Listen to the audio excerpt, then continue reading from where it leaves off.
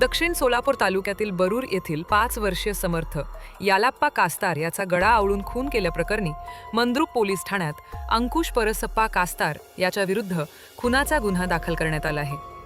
समर्थ हा 4 जून रोजी दुपारी काकाकडे जातो असे सांगून घराबाहेर गेला होता। काही वेळानंतर आरोपीनं त्याला बेशुद्ध अवस्थेत घरी आणले।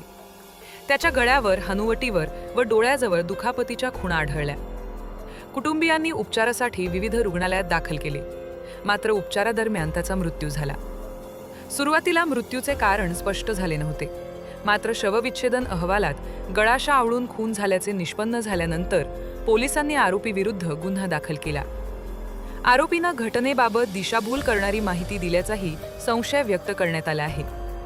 समर्थचे आईवडील ऊसतोड मजूर असून तो लहानपणापासून आजीकडे राहत होता। या घटनेमुळे बरूर परिसरात हळहळ व्यक्त होत आहे। पुढील तपास पोलीस निरीक्षक पटवारी करीत आहेत।